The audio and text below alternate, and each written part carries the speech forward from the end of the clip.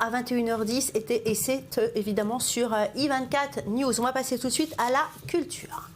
Si la musique classique vous endort, qu'elle vous semble terne ou encore est synonyme d'ennui, nous avons de quoi vous faire changer la vie. Vous allez le voir, de Chopin à Mozart, en passant par d'autres incontournables de tout genre, le pianiste Pierre-Yves Pla vous amène faire une traversée musicale des plus décalées en réussissant un véritable tour de force de réconcilier jazz et musique classique, de quoi vous faire swinger, même les plus rétractés. Alors pour en parler, Ariel Siboni, bonjour, bienvenue. Qui est donc cet artiste ? C'est le pianiste en vogue de notre génération. C'est un véritable génie du piano, donc qui nous fait voyager à travers différents mondes musicaux avec donc sa touche personnelle très jazzy, et ça marche puisque en moyenne il fait plus de 120 concerts par an, qu'il prête ses mains aux acteurs comme par exemple à Gad Elmaleh dans Un bonheur n'arrive jamais seul. Gad Elmaleh joue un jazziste professionnel. Il surprend aussi en partageant des scènes des plus prestigieuses comme la scène philharmonique du Monte-Carlo avec les plus grands comme Adamo, Laurent Gérard. Et il se joue en ce moment tous les derniers mardis du mois au Sunset Sunside, où il a cette fois carte blanche pour animer une salle. Bon, et il ne revisite pas seulement la musique classique. Pas seulement, puisque après 6 albums solo, il adapte cette fois des comptines, donc La Mère Michel, J'aime la galette, version jazzy, mais il peut aussi Will Survive, enfin tous les grands classiques, ce qui n'est pas étonnant d'ailleurs puisqu'il joue du piano depuis qu'il a 5 ans, ce qui explique sûrement sa liberté et sa créativité un peu pour abolir les étiquettes comme ça et juste mettre en avant la musique. D'ailleurs, je vous propose d'écouter un extrait de ses prouesses.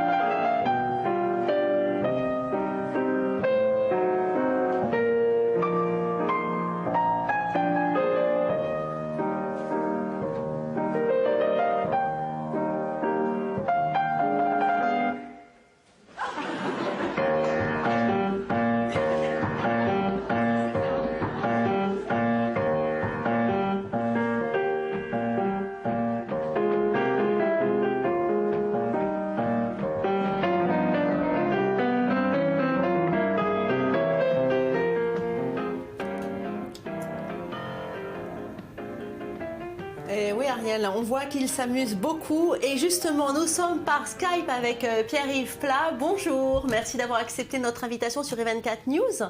Bienvenue. Alors, comment vous est venue cette idée quand même assez originale de revisiter les grands classiques ? Alors, vous savez, j'ai commencé le piano à 5 ans par du classique, comme beaucoup de pianistes, donc avec une formation assez académique. Et je me suis spécialisé dans le jazz assez traditionnel, d'ailleurs, assez tôt, dès l'âge de 8-9 ans, pour finalement me dire que j'aimais autant le classique que le jazz. Et pourquoi pas donc mélanger ces deux styles pour donner quelque chose d'assez malicieux, avec du Chopin en boogie-woogie, du Mozart en tango, enfin des choses assez surprenantes. Et c'est aussi une manière pour moi de faire redécouvrir la musique classique peut-être à des gens qui n'auront tendance à l'oublier un petit peu et à ne pas écouter de classique. Oui, ou bien même à ne pas l'apprécier. Mais vous, à la base, vous avez quand même une formation de classique. Du coup, quel a été votre parcours véritablement, votre évolution vers ce qui est à présent votre signature? Vous composez parfois vous-même des morceaux ou bien vous faites seulement des reprises? Alors je compose aussi, je fais beaucoup effectivement ce qu'on appelle des reprises. Je sais jamais réellement comment appeler ça.